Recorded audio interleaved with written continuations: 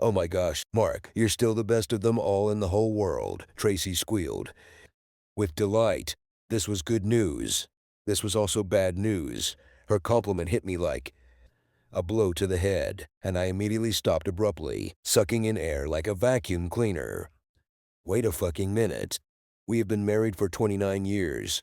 She shouldn't even remember what the other man is like, let alone comment on it out loud during what was a great sex session.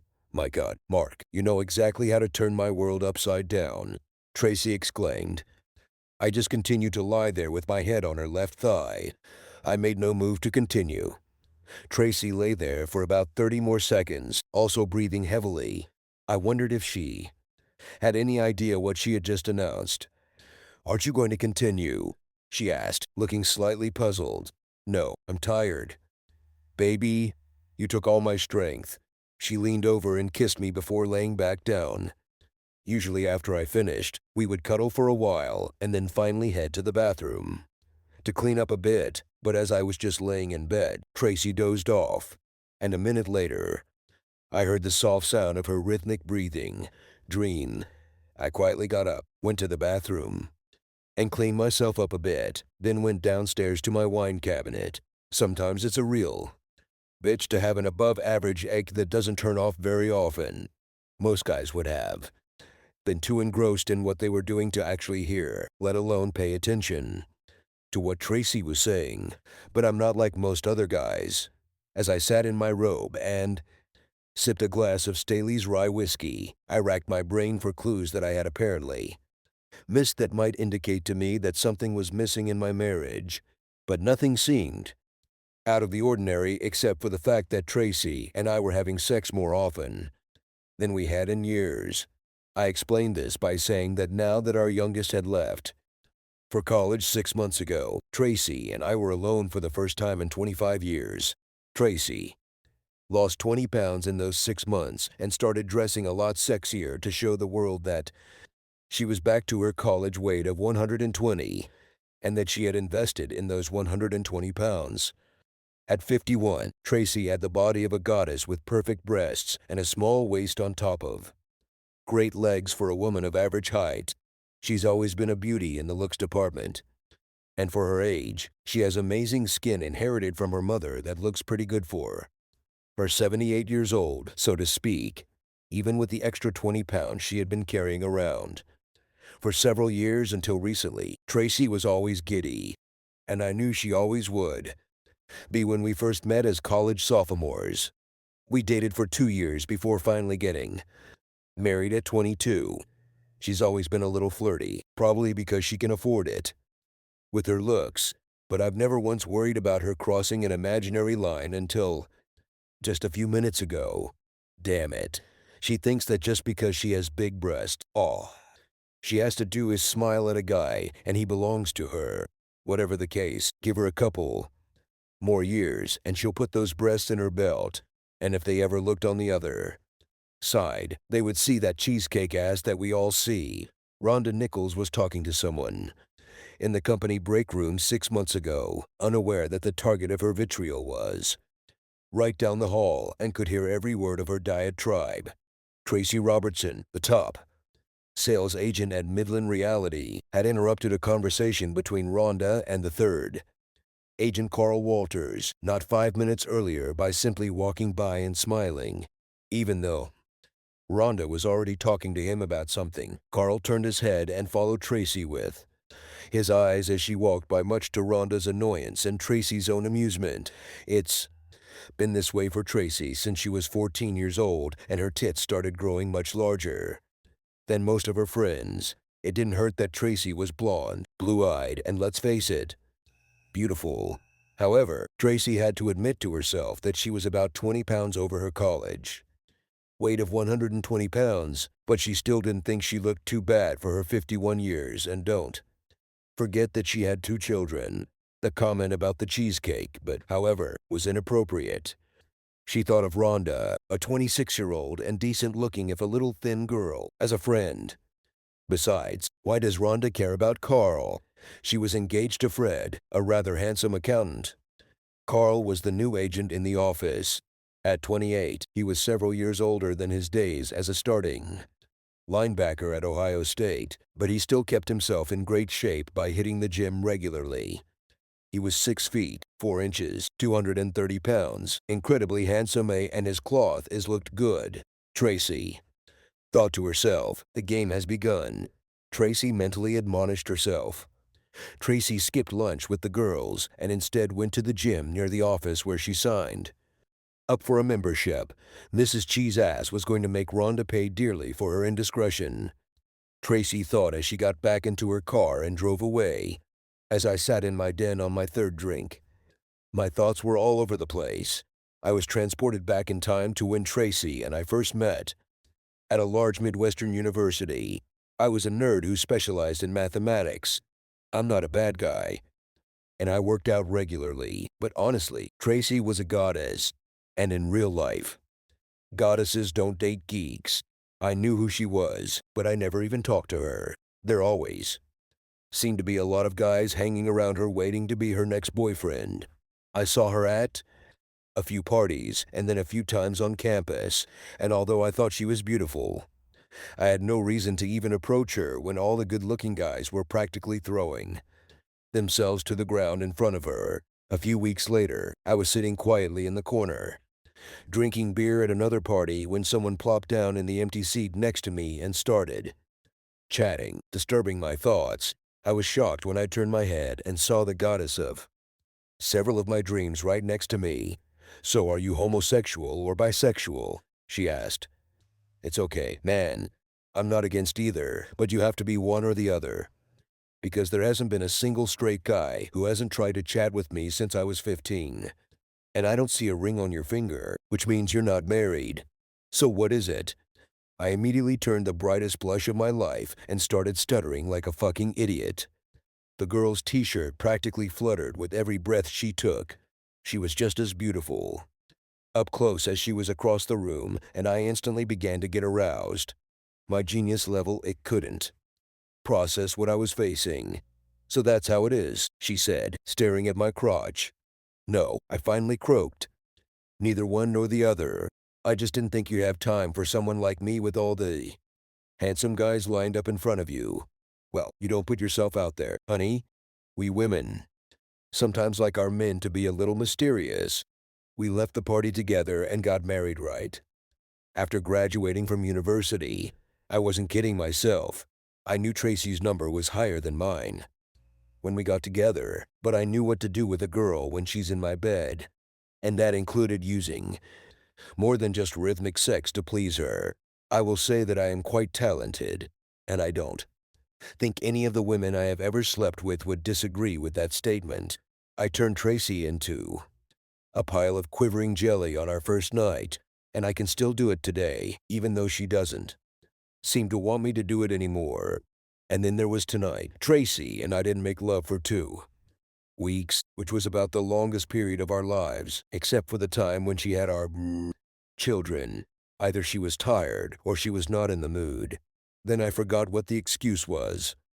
I didn't actually ask a fourth time. She was standing at the kitchen sink, rinsing a pot so her hands were full. I walked up behind her, cupped both of her wonderful big breasts in my hands, and started playing with her. She tried to push me away, but I removed my hand from her chest and put it in my sweatpants. I took the pan from her hands and led her to our bedroom. I undressed her in seconds. As usual, she just screamed unintelligibly, but later she actually began to say words.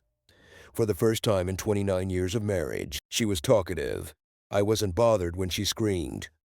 Hell. Yes, hell. Yes, hell. Yes. In fact, I was enjoying it until of course she came out with her assessment of my skills. And then it all got real to real.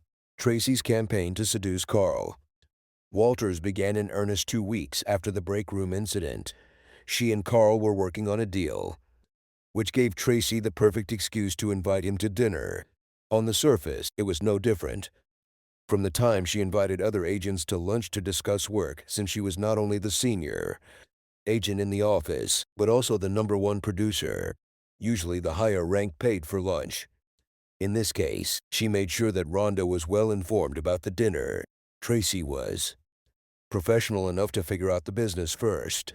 After all, a deal is a deal and a payday. Then with things settled, Tracy apparently flipped the switch and became Carl's new hottest, if not best, friend. Over a bottle of wine, she learned almost everything about Carl from his football days to his personal life. Yes, he told her he did have a girlfriend, but they weren't exclusive yet. Tracy made sure to touch Carl's arm and wrist several times as they sat at the table talking. Her forest green, professional blazer was unbuttoned, and her crisp white top was tight and unbuttoned to the top of her large breasts, as Carl could see. During the conversation, she leaned forward several times, and after a while, glancing quickly at the young man's lap, she realized that she had achieved the desired effect. It's so easy with men, she thought to herself. He is mine, but he doesn't know it yet. When I lose another 5 pounds, then I'll show him his gift. The private investigator I hired was worth a lot of the money I was planning on spending on a vacation to Hawaii this year. But given what he found, I think we weren't going to take that vacation after all. Apparently, Tracy was regularly having sex with the new realtor in her office, Carl Walters, as well as some guy named Fred Lazarus, and worse, her trainer at the gym. The private investigator seemed shy as hell while giving me his report, and I had to wonder if he was also going to go after my cheating wife. While not a complete nerd, I have made an eclectic group of friends over the years. One of my oldest friendships was with a lawyer named Martin Ballins. Like me, Marty was something of a smart, geeky guy, but I knew that if I ever got in trouble and needed a lawyer, Marty would have my back until the very end. Maybe he couldn't possibly snap a pencil in half, but I've heard stories of him having no problem crushing a soul or two to make sure his clients won their cases, and we both agreed that Tracy should be punished for adultery. We didn't live in a guilt-free state, so why let her hide behind a veil of irreconcilable differences? Tracy only planned to sleep with Fred Lazarus once. He was the fiancé of Rhonda, who called her a cheese ass. And Tracy's lesson to Rhonda was to let her fiancé enjoy a real woman's body. They'll have to keep it a secret from Rhonda, but Tracy will be able to smirk at this woman for ages. However, it turned out that Fred Lazarus had 9 inches of dignity on his 25-year-old body and was a very skilled swordsman, and that night she decided that she would enjoy the young man much more than once. She'd find some excuse to use him instead of Carl sometimes, or maybe just give Mark another excuse as to why she had to be away. Not that she cared much about his feelings. Darren Trimble as a lover was completely unplanned. He was one of the trainers at the gym she joined, and while she admired his muscular physique, she had no intention of sleeping with him. That all changed when the young man gave Tracy a one-on-one workout, during which he placed his strong hands on her shoulders while demonstrating the exercise. Tracy immediately felt a tingling sensation from her shoulders to her heels and gently, but firmly pushed her ass back to rub against Darren. The young man didn't hesitate to grab Tracy, and within 15 minutes, the pair were in Darren's tiny flat, grabbing each other and tearing off their sportswear with the urgency of a couple on the first night of their honeymoon. She arrived home from Darren's apartment about 30 minutes later than usual and was still in her workout clothes when Mark walked in about 5 minutes later. She quickly went upstairs to take a shower before going downstairs to start dinner, and her husband didn't seem to understand. Tracy was still in her workout clothes, and when I came home from work the other day, apparently she had just walked in, while I knew she was working out regularly now, as evidenced by her newly toned body. She was now also working out with a trainer, as my detective had reported a few weeks ago, so I assumed it had been a damn longer run than planned. She had a scared look on her face, and didn't even bother going over for a quick greeting kiss like usual, and practically ran upstairs and got into the shower, all the while muttering about needing to wash the sweat off her body. The excuse would have worked if not for my private investigator's report. I'm sure at that moment Tracy thought she was 10 feet tall and bulletproof. Despite how angry I was with her, I controlled myself in the evening when we were both home. She was putting away the dishes after dinner, and I was watching TV in the living room when the doorbell rang.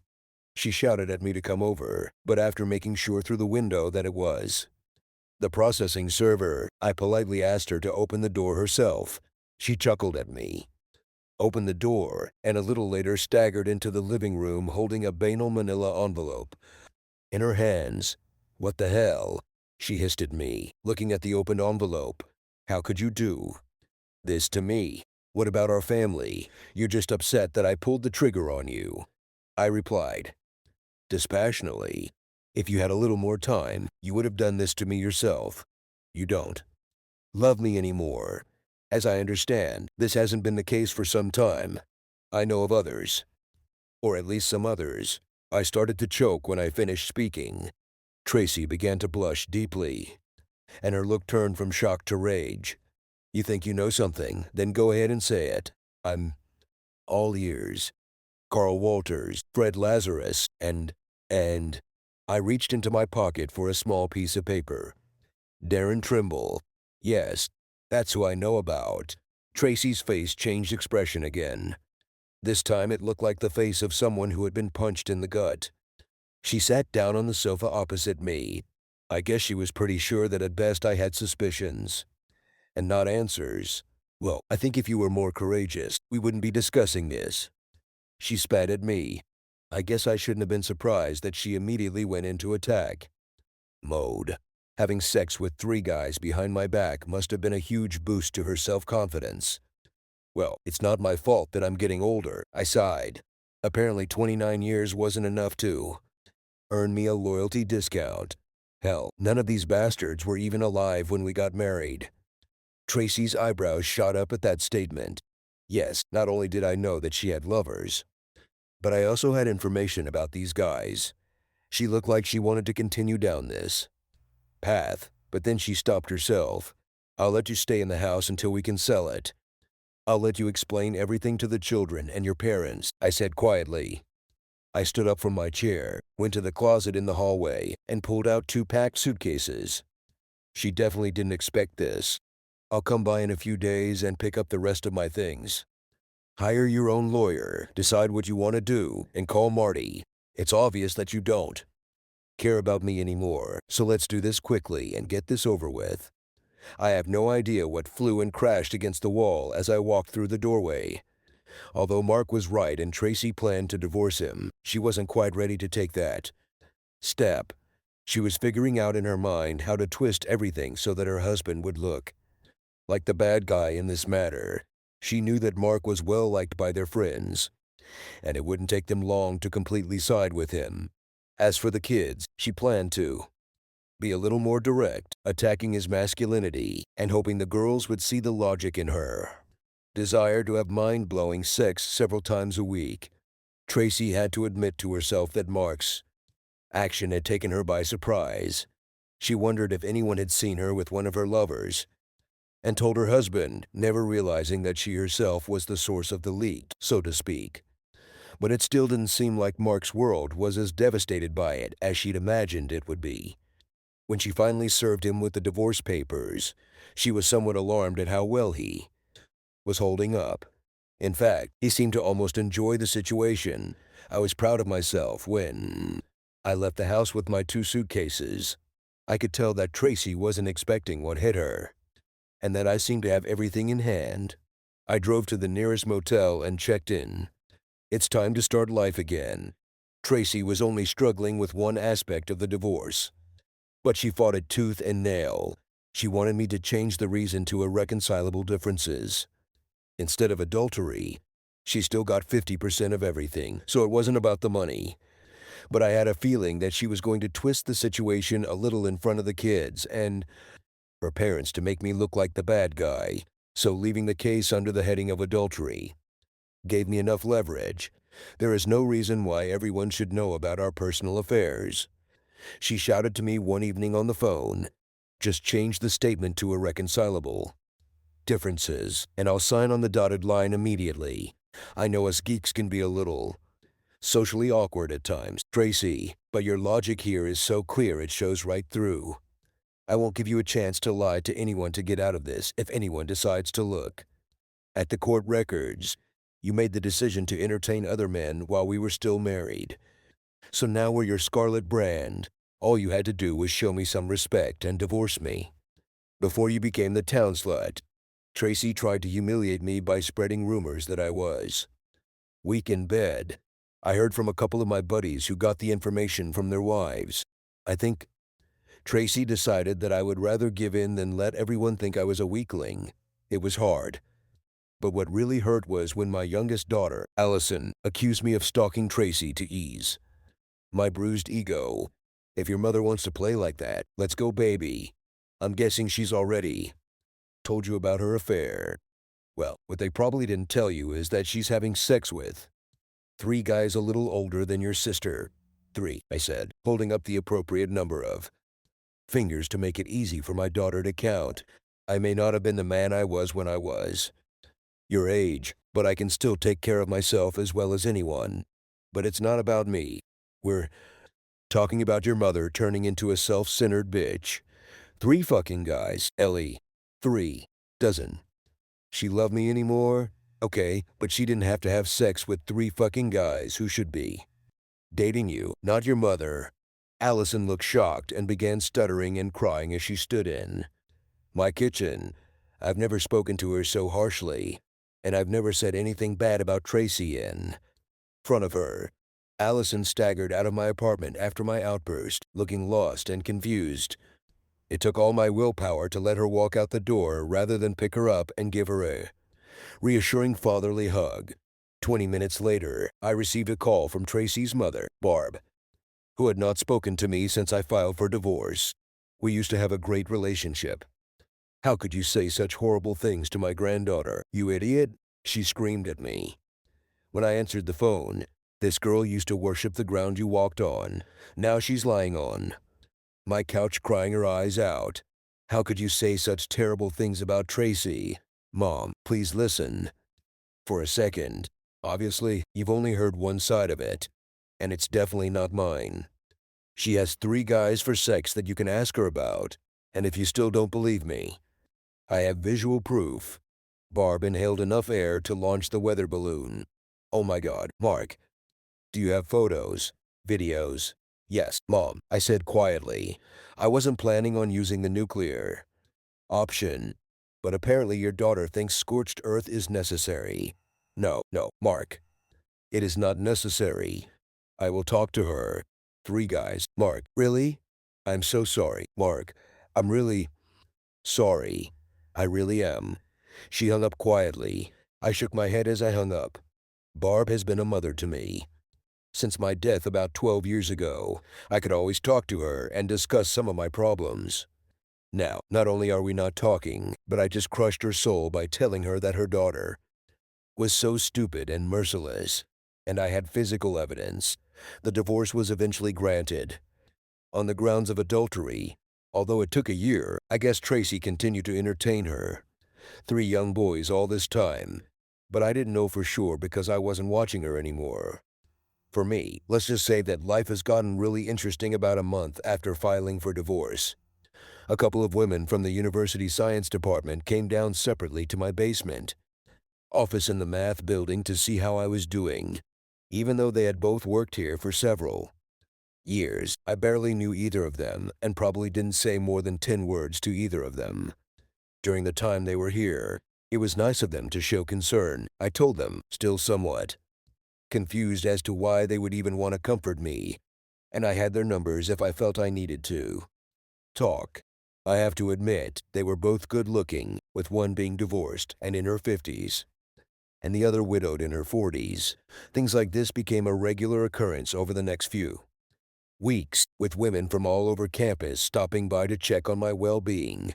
One day, as I was leaving my office, the administrative secretary of the mathematics department walked by and gave me a radiant smile.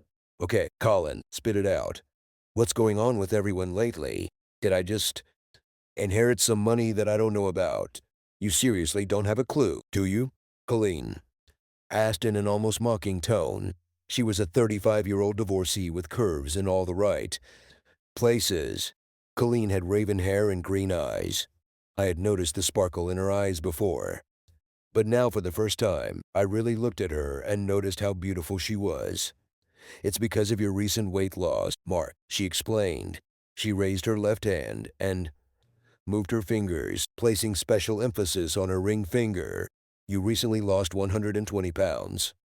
You were always considered a nice, sweet guy, but you were an outlaw because you were married and everyone knew you were hooked on your wife. But with your ring missing, let's just say it's hunting season. There may be a lot of available guys around, but not a lot of good ones. You've simply become a rare commodity. Beautiful, smart, nice, and lonely. I don't know who saw the divorce papers, but within hours it spread all over campus. But the divorce has not been finalized yet. I won't be a free man for a few more months. I mean, that's very flattering, but everyone wants to make sure that when you become available, you know that they are waiting for you. By the way, I'm applying to Dr. Robertson. Okay, I'll put your application in the queue. Really? You are so charming. Tracy knew that. Although Mark was angry with her, he wasn't the type of man to talk about his personal situation all over town, so she decided that she could at least keep her personal situation a secret for a while. This assessment was proven wrong within 2 weeks and continued to be proven wrong until the divorce was made final about a year later. Are you crazy, woman? I know you're a goddess, and you know it, but how could you let the sweetest guy in the world leave you? Mars, Rose Shumbo, Tracy's oldest and closest friend, asked this when she called Tracy about a month after Mark applied. Oh shit, how did she already know about this? Tracy thought to herself. Marge lived in Tracy's hometown about 2 hours north. Tracy decided, wrongly as it turned out, that she had at least a couple of months before she had to worry about telling most of her friends, family, and acquaintances. Someone in Tracy's family must have spilled the beans. Regardless of Tracy's belief that they, like Mark, would remain silent. Okay, it's a long story, Marge. Tracy began slowly trying to figure out how to tell her friend the whole truth, at least for now. Well, I heard most of it from my mom after she tried to give me the slip and then broke down and cried like a baby at Walmart last week. Marge called Tracy's mother, Barb, mom, almost from the moment she and Tracy became friends when the girls were in 2nd grade. When Marge ran into Barb at the store, she asked about Tracy, Marge said, and Barb began to stutter and then ramble, before finally bursting into tears. Once Marge calmed Barb down enough for her to make sense, she got the full unfiltered story. You cheated on a wonderful boyfriend, a wonderful husband, a wonderful father, and a wonderful provider because he got older and you thought you deserved better. What about him? Tracy, you're about to be an old woman yourself, and I bet you're not quite the same woman you were when you were 30. Have you considered this scenario at all? Marge howled into the phone. I always knew you had a selfish side, but I never thought you would ever show it to Mark. On the day the divorce became official, Mark was sitting in his apartment. He ate a small salad and drank half of a 750mm meal Buffalo Trace bourbon. Tracy, on the other hand, invited Carl to a fancy dinner, and then they went back to his house. It was a scene they had repeated many times over the past year and several months. But for some reason, Tracy found herself unable to keep the candle lit. She didn't like what was happening, but admit this to yourself, or even more so to him, was absolutely impossible. When it was finally over, she told him she was tired and needed to go home. She carefully removed Carl's hands from her chest, got dressed and left, noting as she got into the car that her first official night as a divorced woman was far from successful. I have a genius. Ick. I can crack passwords in my head and read 4 books at the same time, but I have no fucking clue how to understand a woman, I told Judy Scalise, a longtime friend of Tracy and I, as we had dinner on my first official date 2 weeks after the divorce became official. I chose Judy because she was an old friend of mine, and I decided there would be no misunderstanding between us. I thought I had you girls figured out, but apparently I was just fooling myself. For 30 years. So what should I do next? Judy was an artist, and I always found her thought processes to be quite unique. She was a couple of years younger than me and kept fit with regular stretching and yoga, and her smooth skin also belied her age. She had dark brown hair and blue eyes that looked like they could penetrate my soul. I found myself starting to think about her naked in my bed. "I was hoping you would call eventually, Mark," she replied. "However, I didn't think I'd be number one on your list, so I'm very honored. But let's not waste time talking about you and Tracy. This can be discussed over a cup of coffee at noon. Tonight, let's be two adults living our own lives and see what happens. How about we move on?" I nodded my head. "I agree. You can't move forward if you're busy looking back." I stood up, leaned towards Judy, and planted what I hoped was a firm kiss on her soft lips. She also stood up, leaned over the table towards me, and tried to suck my tonsils out of my mouth. I almost choked when she allowed me to gasp for air. Before that night, I had never thought about Judy in a sexual way.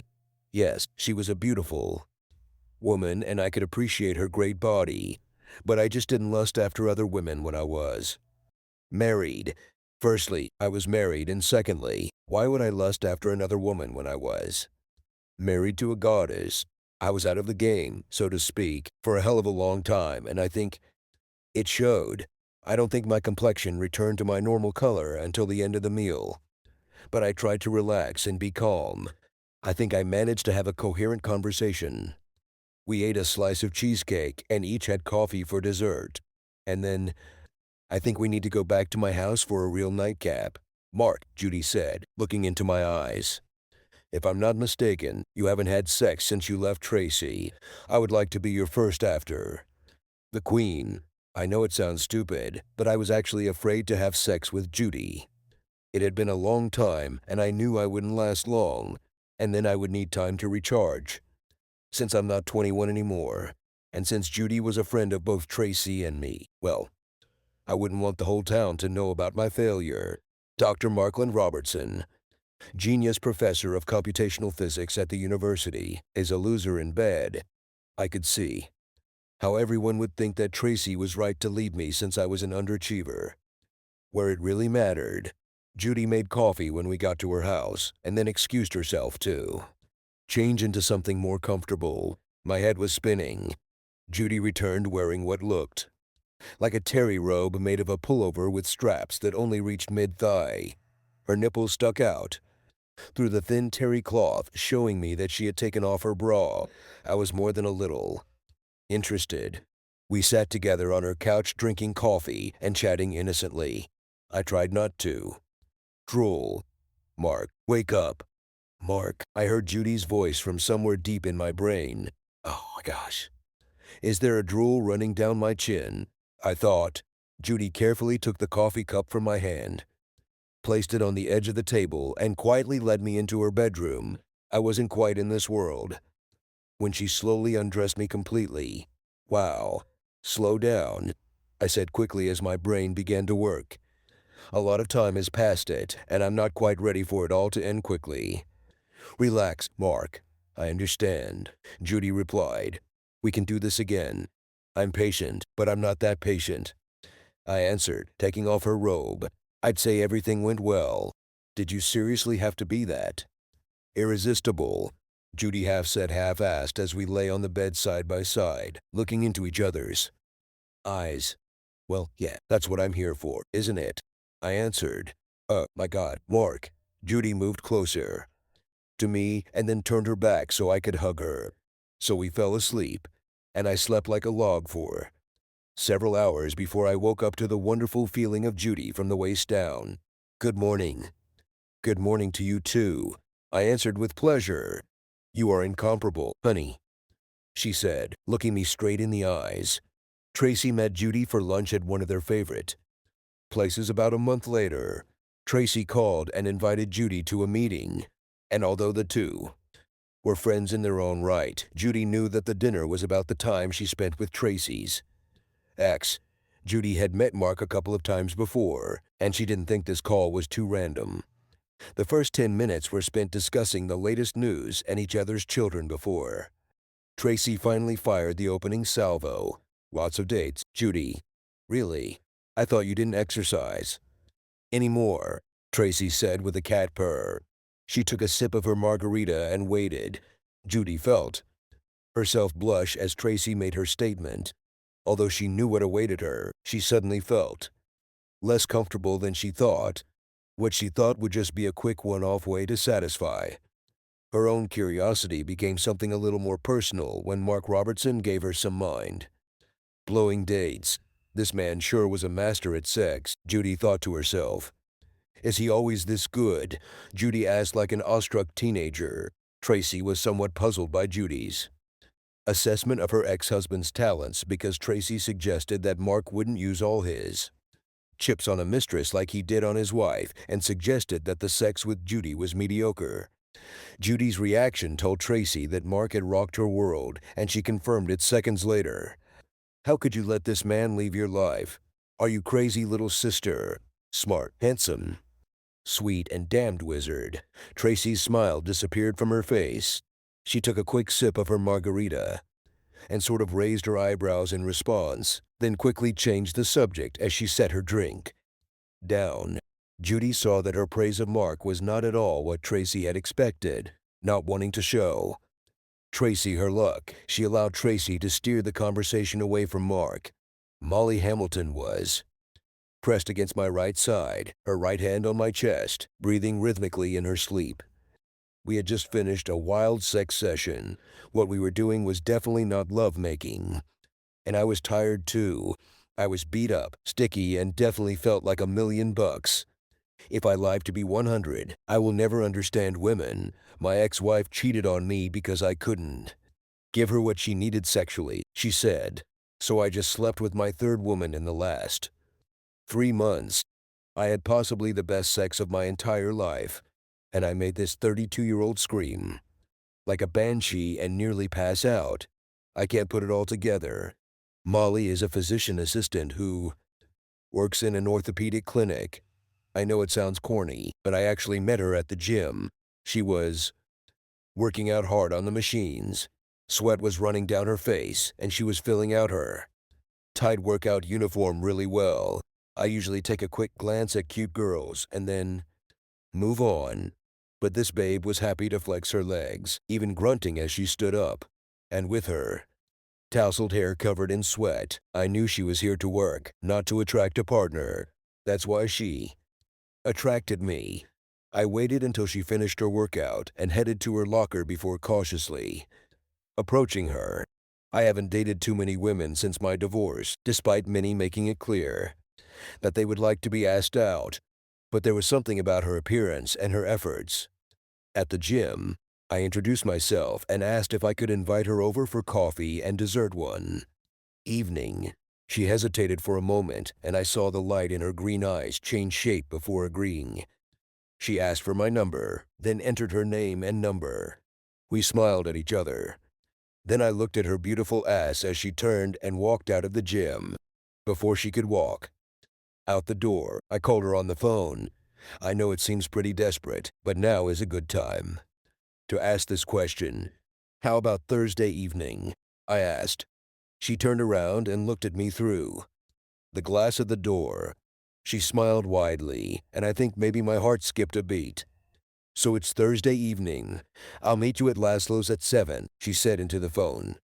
Needless to say, the rest of my workout went great. That night, absolutely nothing hurt.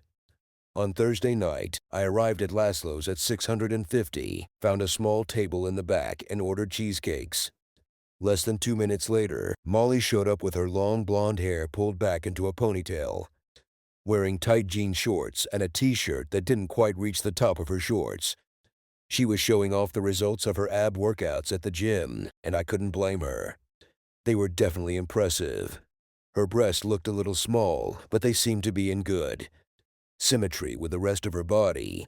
Plus, she probably would have attracted too much attention if she was a little bigger because she wasn't wearing a bra, and it was easy to see when she walked up to me. I was sitting at a high-top desk, so Molly had to sit up to sit in her chair while I held it for her, and her braless tits kind of bounced when she sat down. She caught me looking at the rebound and raised an eyebrow in question, so I smiled and nodded back at her. We ate cheesecake, drank coffee, and talked for 2 hours. I found myself bewitched by this woman who was not much older than my daughters. I don't know if she was as keen on me, but she agreed to go out with me in a week, starting on Saturday. We visited the Antique Car Museum before heading to a restaurant for a bite to eat. We then headed back to my apartment. And the rest, as they say, is history. Obviously, the old man still had something left in the tank. While Mark was falling asleep, on the other side of town, Tracy was getting pleasured hard and fast from a young guy she had met earlier in the evening. She again did not dress herself up as she would have liked. Shouldn't this have been more fun? She thought to herself. As she got into the car to drive home, she took a quick look in the rearview mirror. And although she liked what she saw, something was definitely wrong. She thought to herself, Carl broke up with her a month ago, saying he wanted to start dating someone who was looking for marriage and children, two things Tracy couldn't give him. Carl was right, and he was nice about the breakup. But as Tracy realized then, she had been dumped for the second time in a row. First Mark, then Carl. Tracy was able to rationalize Carl's departure by noting to herself that sex with him was becoming stale. At times, she seemed disinterested. This shouldn't have happened to someone like me, she thought in the deepest recesses of her mind. As Tracy pulled into the driveway, she told herself that the next time she went out, maybe she should look for someone more her age. They might not be as hot as the younger guys, but maybe she would actually be interested in what they were talking about. Spending time with Molly only reinforced in my mind what I had always believed about Tracy. From my limited experience before I met Tracy, I always felt that she was not nearly as good at sex as others I had slept with before her, and I truly believed that it was because she was a goddess, and she knew it. Women like Tracy don't have to work hard to attract guys. And at the same time, that's probably why they didn't work very hard in bed. At first they don't need it. Guys get pleasure from the fact that they manage to get a beauty with big breasts. But after a while, it's not the same thrill, especially if the woman is selfish and doesn't really give it all. Tracy and I have had a few gentle discussions about this over the years, but I've never been able to really go ahead and tell her that she's just not that good in bed. So I just went with it because I loved her. But Judy, Katie, and now Molly had shown me what great sex could be. And as I got into bed and started to fall asleep, I thought that Tracy had tricked me again. 2 weeks later, I picked up the phone to hear Tracy on the line. I was more than a little surprised and a little suspicious. I didn't talk to her for months, and when I was with my daughters, they didn't talk about her at all because they knew I wouldn't talk about her to them. Although I wanted my daughters to love and respect their mother, I told them in no uncertain terms that my relationship with their mother was over and they needed to respect that. And so far they have succeeded. Mark, April wants to know if we can be civil to each other long enough to survive her wedding. Looks like Robert has finally popped the question and she wants us to get married, but only if we don't intend to act like enemies. Well, I haven't heard from April yet, but you can assure her that I will be the perfect gentleman, especially if you remember that you were the woman I once loved, and I will pass this on to our daughter when she officially calls to tell me her good news. April called the next day to tell me her good news, and I told her the same thing I told her mother. She informed me that Tracy was going to help her plan the event, and I told her to have the time of her life, and I was more than willing to pay for it. I'm not overly emotional, but I have to admit that when I walked April down the aisle, I was shocked. My little girl put aside her dolls, silly songs, and love for toys and grew into a beautiful woman, both inside and out. The walk down the aisle only lasted a couple of minutes, but in those 30 steps, I saw hundreds of images flashing before my eyes. When I handed it over to Robert at the altar, a river of happy tears flowed down my cheeks. I walked over to our family and stood next to Tracy, who leaned over and kissed me passionately on the cheek. She was crying too. We did a waltz for our father-daughter dance, and I thought it went well. Robert and his mother Isabel then danced a mother-son dance too. the foxtrot. After that, the music became more modern, and for the most part, the hall was filled with people in their 20s and 30s. I stood at the bar for about 10 minutes, drinking a single malt scotch before making my move. Tracy was on the dance floor with one of the 30-odd guys slow dancing when I walked up and asked him if he minded if I intervened. He seemed a little embarrassed. But Tracy lit up like a Christmas tree and extended her hand towards me, making the decision for the boy. "You don't trust me with these kids," Tracy teased, looking at me somehow sideways. "Thanks to you, I think half the population knows that I am a slut. That young man you just sent away pressed his manhood against my stomach and hoped that he would go home with the mother of this bride. If that's what you want, I'll bring him here in a second," I replied. But I thought that at least, for a while, you'd enjoy talking and dancing with someone who doesn't think Beyonce is a living legend. "Tausay," she answered. "Well, unless you pull out a knife and kill me right here on the dance floor. I think we've been pretty good this weekend, don't we?" I asked seriously. I should have agreed. But for a moment, I thought the bride was going to have a panic attack when you approached me on the dance floor. Tracy giggled. "Well, we haven't been very mature towards each other lately," I admitted. "But still, at least we waited until they left the house before we exploded," she replied. We danced through a couple of slow songs. Then as the music sped up, her previous dance partner returned and politely asked it if he could switch roles with me and intervene. I think Tracy was a little surprised when I agreed. Ellie joined me at our table when I returned from the bar. She sat next to me, watching her mother on the dance floor, without taking her eyes off the floor. She asked in a joking tone, "You think I'll have to worry about men stalking her when she's in a nursing home?" I glanced sideways at my daughter, not wanting her to see me checking her expression. Her tone may have been joking, but her eyes told me she wasn't joking. "But what about you, Dad? Mom tells me that you date from time to time, but replacing her is proving to be an impossible task." "I'm fine. Better than fine, actually, baby," I replied. "Your mom doesn't know as much about my life now as she thinks she does, but all I will say is that I have no shortage of female attention. And I'm not trying to replace her. I'll deal with this if I want."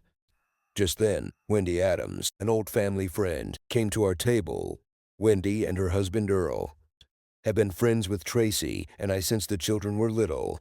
Earl died a few years ago from cancer, and I know Wendy and Tracy still kept in touch. I didn't see her that much because Earl and I were best friends. Wendy was a couple of years younger than me, but judging by the tightness of her dress, she kept herself in pretty good shape. I invited her to join Allison and me at the table, but she just smiled and asked Allison if she would excuse us while we hit the dance floor. Allison seemed a little surprised at first, but then kindly told us to get out and shake ourselves. As we headed toward the dance floor, Allison grabbed my hand and leaned over to whisper, "Coincidences like this only happen in movies, Dad." We danced to a couple of songs, then went to the bar, went and sat in the comfortable chairs right outside the room. We talked for a bit. Then Wendy took my hand, looked really serious in my eyes, and asked the $64,000 question. "Are you still in love with her, Mark? Because if that's the case, then I don't need to make a fool of myself and invite you to dinner." I didn't see this coming. I thought Wendy was pretty close to Tracy, so I never even thought about asking her out, even though she was lovely. I always thought Earl was lucky to have her, and I must admit I was a little surprised that she wasn't snatched up right after the appropriate time of mourning had passed. I will always love her to some extent. Despite what she did to me, maybe it's like a smoking habit, but I'm not in love with her and I don't love her with all my soul, I replied. But you and her, I don't want to create any problems between you two. I forgot that one of Wendy's best qualities was her approach to life. She quickly reminded me, "Mark, I'm not a girl anymore, and I've been alone for 8 years now. There aren't many men I'm interested in, so I'm not going to say no to someone who's in the same room with me." Tracy let you go. It's been what, 3 years since your divorce became official? And I know you're dating. You're like the #1 draft pick in the League of Fantasy Husbands. If only we had one. So no, I'm not gonna lose a second of sleep worrying about what Tracy will think about you and me dating and other things. She blushed when she said the last part. Suddenly, I really wanted to be the one with whom she got back on the horse, so to speak. I handed her my cell phone, and she entered her number. Then, as I was getting my phone back, April and Robert came out of the hall looking for me. April knew who Wendy was, and the two of them chatted for a bit before Wendy said I needed to go back and play father of the bride some more. I walked up to her, took both her hands in mine, leaned down, and quickly kissed her on the lips. To be continued, I said quietly as Wendy blushed. We did all the usual wedding things, including cutting the cake, and Tracy was practically glued to me for the rest of the night. I think maybe April told her about my conversation with Wendy, and I assumed that maybe it was a little jealousy on her part. I have to admit I was a little flattered, even if it was 3 years later. When April and Robert returned to the hall, April approached Tracy and told her that they had just interrupted Mark and Wendy Adams, who appeared to be having intimate conversations. She said they kissed when they separated. Allison told Tracy that she had been watching Wendy and Mark on the dance floor and that Wendy looked like a teenager in love. Allison said she thought it was cute. Judging by the look on Tracy's face, she didn't think it was cute. After making sure everything was taken care of at the end of the night, Tracy and I were left alone in the hotel lobby. I knew she had come by taxi, so I offered to give her a ride home. She agreed on the condition that I let her buy me a drink at the hotel bar, considering that this was the best thing Tracy and I had gotten along with in years. I agreed, and we walked down the hallway and sat down at a low table at the bar. The lady will have bourbon on the rocks, and I'll just have Stolly, I told the waitress when she asked for our order. It's nice that you still remember Mark, Tracy said. You're still the only woman I've ever seen who knows how to drink whiskey properly, I replied. Are you going to have fun with Wendy Adams? She then blurted out, putting a hand to her cheek and blushing when she realized the words that had left her lips. I regret. I didn't mean for it to come out this way, she said, stammering. I meant, are you going to date her? Over the past few years, you have dated a lot of beautiful women. I don't think you even missed me. Was it your plan to make me fail so you could sow some wild oats? I lowered my glass and stared into her blue eyes. She looked back at me and her eyes seemed almost glowing. The silence between us lasted about 15 seconds as I formulated my answer. That's a nice try, Tracy, but I seem to remember someone sowing their wild oats while we were still married. To this day, you have never explained what made you treat me so disrespectfully when I would have been perfectly happy to grow old with you. Will this proposal still be discussed? She intervened. To say I was stunned would be a gross understatement. My jaw dropped as I stared at her. Okay, I made a mistake, a terrible mistake, an incredibly stupid mistake. Tracy sighed. I was afraid that I was getting old, and I got carried away with great sex with a young guy to prove to myself that I could still excite men like before. Only in reality it was not different sex from the real physical act. It was the thrill of a new man, a young man, lusting after me. Only I wasn't smart enough to understand it back then, and when I started comparing them to you, well, you were lacking compared to what those kids could do. And the fact that you were just such a sweet, innocent guy while I was having fun made me think that you were just a smart ass. But it turns out I was wrong. After you left me, the thrill of the game disappeared. And after a while, the thrill of a new person, or rather people disappeared. It was still in ego boost to have a young guy half my age want me, but nothing was happening emotionally. Damn it, Mark, I'd kill for a hug after good sex. Have you thought about dating someone your age? Someone who was in your category and has an idea about life, even if he can't hit the high notes. Like these kids? After all, Tracy, no matter how good you look, you're not 22 anymore either. I said. That's what I'm trying to do now, Mark, she said decisively. We had 30 good years together. Can you forgive my error in judgment and become mine again? Please. There were large tears in Tracy's eyes. Before all this started, I would have held her in my arms and tried to make the world a better place for her. Even now, after everything that had happened, part of me still wanted to do just that. In the end, to some extent, it was a victory. No, 3 years ago, this might have been a victory. Now it was just a desperate apology. I shook my head slowly. First of all, we only had about 29 good years together. I definitely wouldn't call this last. You're a good one. But this is real life, Tracy. In real life, we won't succeed. Come on, let's take you home. Wendy Adams ended what had turned out to be a pretty good second bachelorhood for me. I waited a week to call her after the wedding. We ate at a nice seafood restaurant a couple of towns away. She wore a tight dress and men kept staring at her all night. But unlike Tracy, she didn't seem to notice the attention. Her attention was solely focused on me. After a great meal and great conversation, we went back to her house for after dinner, drinks and dessert. She poured us both a glass of cognac, which we casually drank in about 5 minutes. Then it was time for dessert. She stood up, took my hand, and led me to the upstairs bedroom. I noted that this was not the master bedroom and did not appear to be used very often. I completely understood her reluctance to have sex in the bed she shared with Earl. Wendy didn't need to tell me to be gentle with her. I knew she probably hadn't had sex with more than a couple of guys since Earl's death, if any. I knew that they were very much in love with each other. I did it very gently and slowly, starting with soft kisses on her lips as I helped her take off her clothes. She then started helping me out of mine as I started kissing her bare shoulders. Then her upper breasts. Her beautiful big tits still had life in them and stood out proudly. Against gravity, tenderness gave way to passion, which I didn't even expect to see in this woman.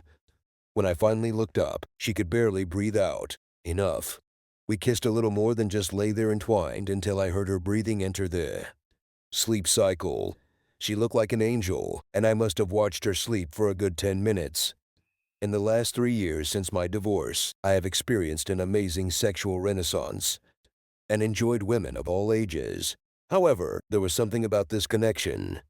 Yes, I was satisfied on a sexual level, but it seemed that I had an emotional attachment to Wendy. I just started to wonder if she felt the same way as I drifted into what turned out to be my best night of sleep in forever. Although it was no longer unusual for me to wake up in a strange bed in the morning, everything about this morning felt different. You know, almost like waking up on a lazy Sunday morning in the good old days with Tracy downstairs making breakfast and the girls running around her feet playing some kind of game. But there was no Tracy there, no laughing children, just Wendy frying up some bacon if my nose serves me right, and there was a pot of coffee already standing. I put on a t-shirt and trousers. I couldn't find my shirt and staggered downstairs, not caring about anything. Then I found my shirt. Wendy was wearing my shirt and nothing else. With the sleeves rolled up to her elbows and the buttons only halfway buttoned, my shirt has never looked better. Hey Sonia, I hope you don't mind that I borrowed your shirt. It just smelled like you and I wanted to stay around it for a while longer, she said. Well, then how about breakfast? I asked. Can a starving man get a little attention? She slowly sidled towards me as I spread my arms wide and pulled her into a tight hug. She smelled just like us last night, and I couldn't imagine a better scent in the whole world. I moaned. She moaned in response. We ate and discussed our plans for the day. It was Saturday, so we had all day to do whatever we wanted. We never discussed what I was going to do or what she was going to do. We discussed what we were going to do.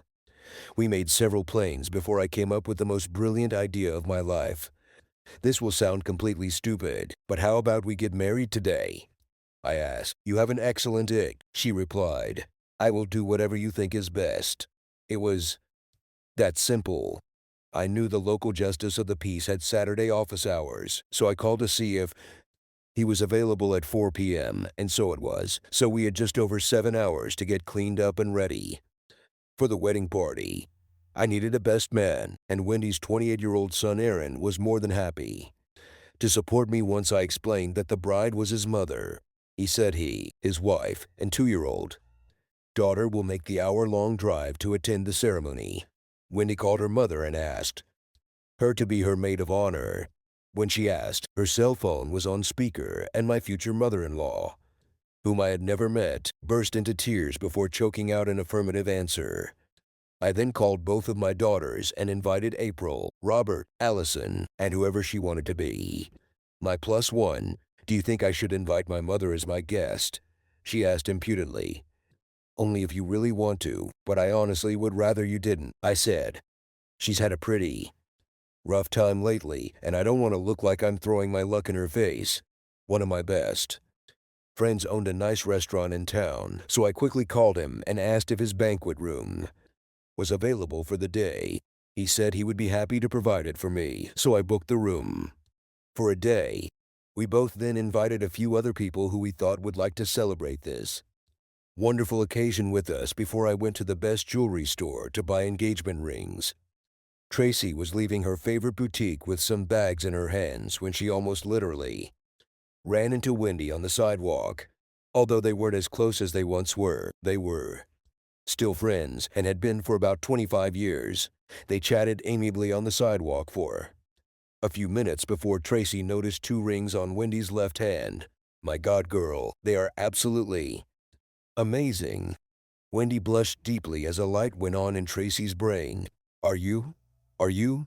Are you married? To Mark.